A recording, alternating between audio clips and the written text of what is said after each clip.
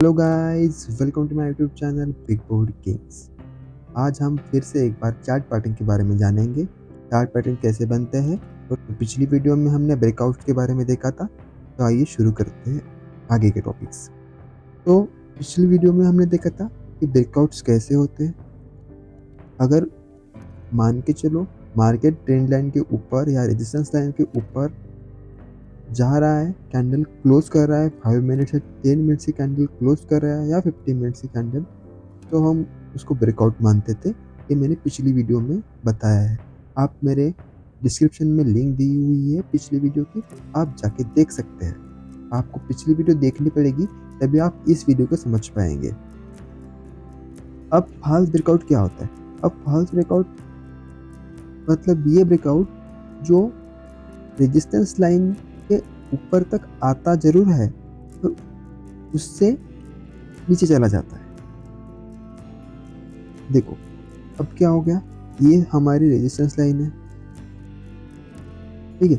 इसके ऊपर मार्केट यहाँ पे गया, फिर मार्केट यहाँ पे गया और 3 ग्रीन कैंडल गिरी। 3 ग्रीन कैंडल करने के बाद में आपको लगा कि मार्केट ने ब्रेकआउट दे दिया, पर सडनली मार्केट ने एक बड़ी सी रेड कैंडल करके वापस उसी रेजिस्टेंस लाइन पे आ गया, वापस इसी लाइन पे मार्केट आ गया। तो इसे बोलते हैं फॉल्स ब्रेकआउट। हमेशा ब्रेकआउट होने के बाद अपनी एंट्री प्राइस और अपना एसएल ये लगाना ज़रूरी होता है। अपना टारगेट और अपना लॉस रिकवरी पॉइंट, ये 2 चीज़ें बहुत इम्पोर्टेंट होती है। तब इस समय हम क्या करेंगे कि अगर मान के चलो यहाँ पे आपने एंट्री करी, यहाँ पे आपने एंट्री किया, आपको इसी कैंडल के नीचे ये सेल लगाना है। तो अब फेल ब्रेकआउट क्या होता है? अब फेल ब्रेकआउट यानी वो ब्रेकआउट जो रेजिस्टेंस लाइंस को टच करता है पर उससे ऊपर नहीं जाता। जैसे देखो, ये जो रेजिस्टेंस लाइन है, ठीक है, इस यहाँ पे मार्केट में अच्छा खासा ऊपर चला गया था, ग्रीन कैंडल बन गई थी, बट मार्केट ने सडनली डाउनफॉल दिखाया और मार्केट नीचे आ गया। ये जो कैंडल आपको दिख रही है रेड कलर की कैंडल, तो नीचे आ गई, तो इसको बोलते हैं फेल्ड ब्रेकआउट। तो प्राइस को ब्रेक नहीं कर रहा है। मान के चलो मैंने उसको 10 रुपये दिए और वो 10 रुपये उसने लिए ही नहीं मुझसे। उस कैंडल ने मुझे बोला कि नहीं, मुझे 10 रुपये नहीं चाहिए। कैंडल वापस आ गई, उसके बाद नेक्स्ट रेड कैंडल बन गई। तो ये होता है फॉल्स ब्रेकआउट। नेक्स्ट होता है प्रोटेक्टिव स्टॉप्स। हम इसको एसएल भी बोल सकते हैं, स्टॉप लॉस, ठीक है। And then protects capital. देखो स्टॉक मार्केट में 2 चीज़ें इंपॉर्टेंट होती है, एक तो अपना कैपिटल, दूसरा टारगेट, थर्ड स्टॉप लॉस। देखो मार्केट हमेशा सुप्रीम नहीं होता, मार्केट हमेशा एक ट्रेंड में नहीं चलता। अगर मार्केट अप जा रहा है, मार्केट डाउन भी आएगा। अगर मार्केट डाउन आ रहा है, कभी ना कभी मार्केट अप भी जाएगा। हमको ट्रेंड कैप्चर करना है, हमको एक सिस्टम में बैठ के प्रॉपर अपना टारगेट और स्टॉप लॉस इनको मेंटेन करते हुए प्रॉफिट गेन करना है। जैसे यहाँ लिखा हुआ है कि determine the amount of capital risk before entry. देखो कभी भी आप स्टॉक मार्केट में एंट्री कर रहे हो, सबसे पहले आपका यही एक मोटिव होगा कि मेरा कैपिटल कितना है, मेरा बजट कितना है और मैं कितने बजट से मैं ट्रेड करने वाला हूँ, और उसी हिसाब से आपको एसएल लगाना होगा। अगर मान के चलो आप ऑप्शन ट्रेडिंग में अगर आप 10,000 से ट्रेड कर रहे हो, आपका मैक्स टू मैक्स एसएल 1000 और 2000 तक ही हो सकता है। आप ये नहीं कर सकते हो कि आप 10,000 का कैपिटल लगा के 5,000 का एसएल नहीं लगा सकते, या 6,000 तक आप लॉस नहीं झेल सकते। ये गलत स्ट्रेटेजी होती है स्टॉक मार्केट में। उसके बाद है types of placement, filters such as percent, point और मनी। उसके बाद ट्रेंड लाइन, सपोर्ट और रेजिस्टेंस लेवल विद फील्ड। अब क्या होता है कि हमेशा याद रखना है आपको, देखो मार्केट हर टाइम हर वक्त आपको ट्रेंड नहीं देगा। मार्केट हर टाइम हर दिन ऐसे अप अप अप अप नहीं जाएगा या ऐसे डाउन डाउन डाउन नहीं आएगा। हर टाइम मार्केट, देखो मैंने इससे पहले ही आपको बताया था कि स्कैल्पिंग एक अलग चीज़ है और प्रॉपर एक चार्ट पैटर्न के साथ ट्रेडिंग करना वो अलग चीज़ है। तो स्कैल्पिंग के लिए भी मैंने वीडियो बनाई है, वो भी लिंक डिस्क्रिप्शन में मैंने दी हुई है, आप जाके चेकआउट कर सकते हैं। तो इसमें क्या हुआ देखो, मैं आपको समझाता हूँ। प्रॉपर मार्केट ने यहाँ पे रेंज बाउंड मार्केट था, इसे रेंज बाउंड मार्केट आप बोल सकते हो कि मार्केट यहीं पे घूमता रहा, यहीं पे घूमता रहा। तो आपको पता है कि ये जो रेजिस्टेंस लाइन है, इसके ऊपर अगर मार्केट जाता है तो ब्रेकआउट होता है। आप यहाँ पे प्रॉपर देख सकते हो, अगर मार्केट इसके ऊपर क्लोज कर रहा है तो आप प्रॉपर इसको ब्रेकआउट बोल सकते हो। बट अगर आपको पता चला कि आपने यहाँ एंट्री कर ली, ठीक है, और आपने यहाँ का स्टॉप लॉस लगा दिया, मतलब आपका ये लाइन स्टॉप लॉस हो गया। तो आपको यहाँ पे डटे रहना है कि एसएल, इस पे आपको डटे रहना है कि अगर मार्केट इससे नीचे क्लोज कर रहा है, ठीक है, मार्केट यहाँ एक कैंडल क्लोज कर रहा है तो आपको निकल जाना है। अगर आप अपने ट्रेडिंग पैटर्न पे एसएल लगा रहे हो तो ऑटोमेटिकली वो आपका ऑर्डर सेल हो जाएगा। बट अगर मार्केट यहाँ पे घूमता रहा बट आपने पेशेंस दिखाया, बिकॉज मार्केट में पेशेंस बहुत इंपॉर्टेंट होता है। आपने पेशेंस दिखा के यहाँ तक वेट किया तो मार्केट ने प्रॉपर एक ब्रेकआउट दे दिया, ठीक है। 5 मिनट्स की कैंडल मार्केट ने यहाँ पे क्लोज की, उसके बाद एक रिट्रेसमेंट की कैंडल आई। जैसे ही ये ग्रीन कैंडल प्रॉपर क्लोज हुई, उसके बाद यहाँ पे एक ग्रीन रेड कैंडल आ गई, उसका हाई ब्रेक नहीं किया, बट आपका एसएल इधर ही था अभी तक। मार्केट यही घूमता रहा, फिर मार्केट अप चला गया। मार्केट ने क्या किया, यहाँ पे फिर से टाइम ले लिया, मार्केट यही घूमता रहा, फिर अप चला गया, फिर मार्केट डाउन आया, बट मार्केट धीरे धीरे अप चला गया। आपका एसएल यहाँ सा, आपका एसएल यहाँ था, यहाँ का एसएल आपका शिफ्ट हुआ यहाँ पे। देन हमेशा अपने पोर्टफोलियो को, अपने ट्रेड को हमेशा एसएल के साथ प्लान करते चलो। अगर आपको यहाँ पे पैसे मिल रहे हैं तो आप यहाँ पे एसएल लगा दो। अगर आपको आपका यहाँ तक चला गया प्राइस, आप यहाँ तक एसएल लगा सकते हो। तो एसएल को ट्रेन करते चलो, एसएल को आगे आगे बढ़ाते चलो, ताकि अगर मार्केट आप यहाँ तक हो, अगर गलती से मार्केट ने एक बड़ी सी कैंडल बना दी 60-70 पॉइंट की, तो आपको लॉस ना हो। तो ये था प्रोटेक्टिव स्टॉप्स, या आप इसको एसएल भी बोल सकते हैं। तो अभी trading false breakout using the protective stops, हम इसके भी एग्जांपल देखेंगे। तो मैंने पिछले स्लाइड में मैंने बता ही दिया था कि ट्रेडिंग फॉल्स क्या होता है, trading false and failed breakout क्या होता है। अब क्या होता है, देखो आपको इस चार्ट में आपको क्लियरली क्या दिख रहा है कि मार्केट एक प्रॉपर रेजिस्टेंस लेवल पे आ रहा है, ठीक है। आपको अपने चार्ट पैटर्न्स पे जो भी आप यूज़ करते हो, जो भी आप धान यूज़ करते हो, एंजल वन यूज़ करते हो, वहाँ पे आपको सपोर्ट लाइन और रेजिस्टेंस लाइन ड्रॉ करनी आनी चाहिए, ताकि आप जान सको कि ब्रेकआउट हो रहा है, फॉल्स ब्रेकआउट हो रहा है। क्योंकि किसी के भी दिए हुए कॉल पे विश्वास मत करो। सेबी की गाइडलाइंस है कि कोई भी कॉल देता है तो वो फ्रॉड होता है। तो खुद एनालिसिस करो, खुद समझो, इसके लिए आपको चार्ट पैटर्न समझना जरूरी है।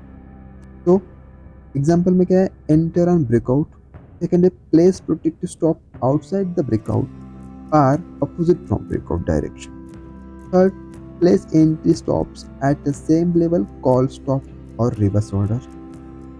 If continue in direction, breakout profit, breakout entry. ये सेम चीज़ है जो मैंने पिछली बार बताई थी, तो इस बार मैं फिर से आप लोगों को बता देता हूँ।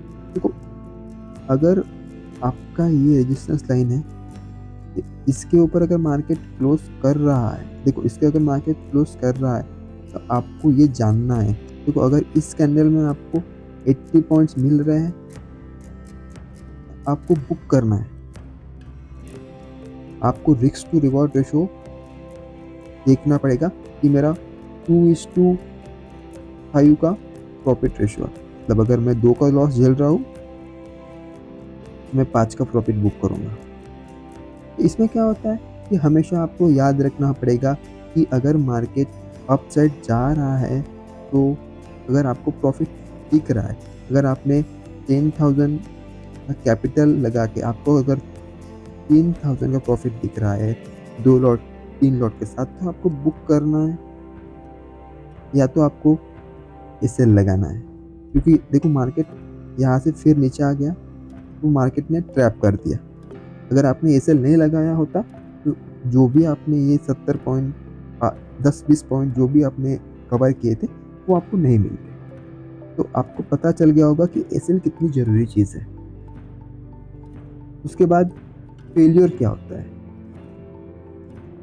फेलियर यही होता है कि जब तक मार्केट ट्रेंड लाइन के ऊपर या नीचे क्लोज नहीं करता तब तक आप एंट्री नहीं कर सकते हो। अगर आप एंट्री कर रहे हो तो वो आपकी रिस्क है।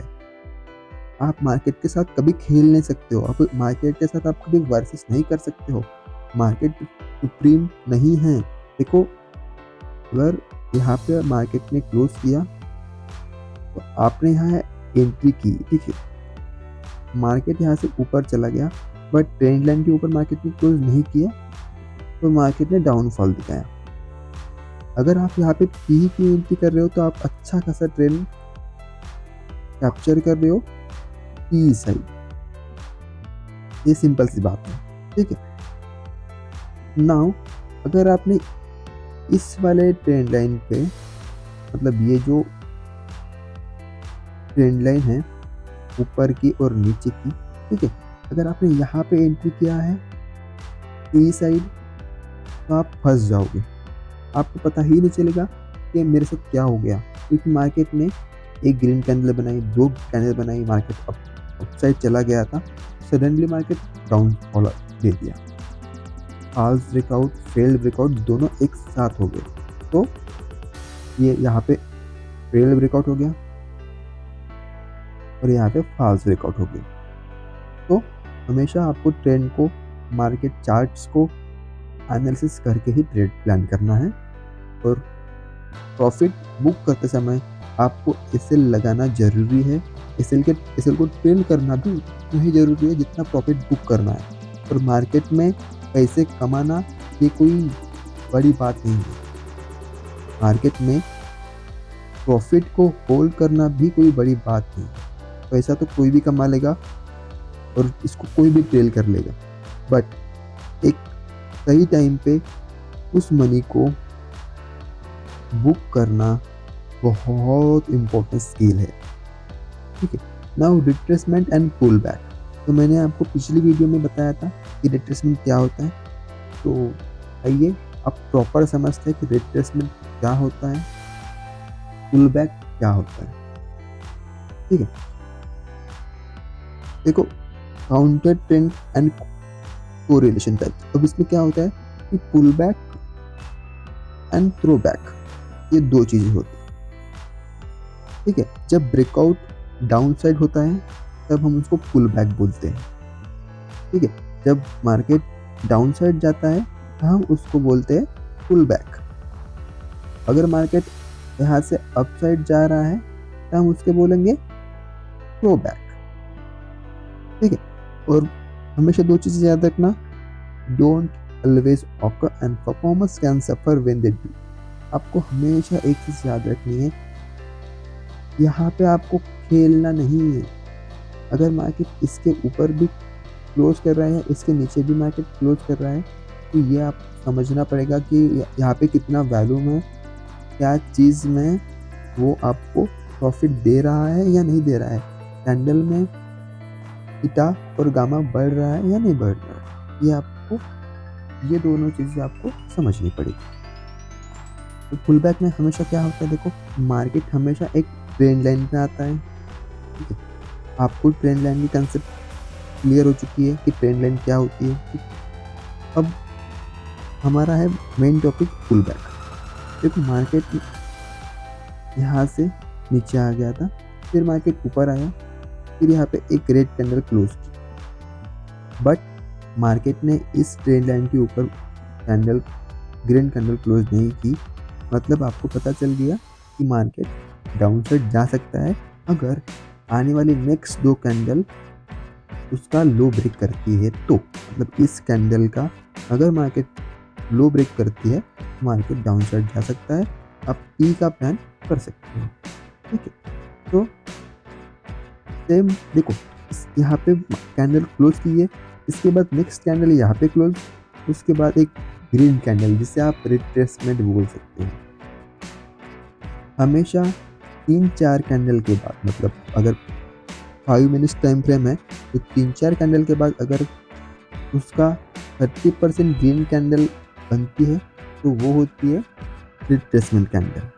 तो सेम इधर देखो, 2 बड़ी सी रेड कैंडल बनने के बाद एक छोटी सी ग्रीन कैंडल बन गई, तो ये ग्रीन कैंडल क्या होती है, रिट्रेसमेंट कैंडल।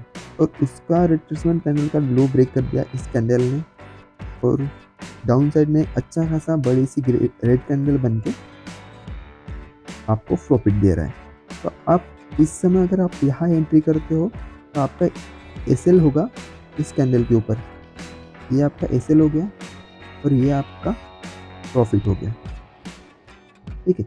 या आपको प्रॉफिट बुक करना है, क्योंकि आपको सारी चीज़ें जान के ही प्रॉफिट बुक करना होगा कि कितने पॉइंट्स मुझे मिल रहे हैं ट्रेड में, क्योंकि हर समय मार्केट पॉइंट्स नहीं देता। कभी कभी मार्केट साइडवेज होता है, कभी कभी मार्केट ट्रेड में डिके करता है। दैट्स वाई आपको वो सब चीज़ें देखनी पड़ती है। और अगर आपको प्रॉफिट दिख रहा है, आपका टारगेट अचीव हो रहा है, तो आपको बुक करना, निकलना है। मार्केट का एक ही गुरु मंत्र है, बुक करना। प्रॉफिट बुक करके निकलोगे तो ही आपको फ़ायदा होगा, यही आपका गुरु मंत्र है। तो एक है एंट्री, उसके बाद है एसएल, उसके बाद है टारगेट, और नेक्स्ट लास्ट बुक। आप बुक करना नहीं सीखते हो, यही सबसे बड़ी प्रॉब्लम है। लालच ही एक सबसे बड़ी सबकी प्रॉब्लम है। तो हमेशा छोटा छोटा बुक करो, बट प्रॉपर बुक करो, सीख के बुक करो। ये नहीं कि घुस गए कैंडल के साथ, ऐसे ट्रेडिंग नहीं की जाती। तो thank you for watching guys, and like share subscribe करना बिल्कुल ना भूलिए। और हाँ, मेरी पिछली वीडियो में इतना प्यार देने के लिए थैंक यू सो मच। और आप इस वीडियो को देखने से पहले पिछली वीडियो ज़रूर देखें, ताकि आपको इस वीडियो में जो भी मैंने बोला है वो आपको समझ में आ जाए। Thank you guys.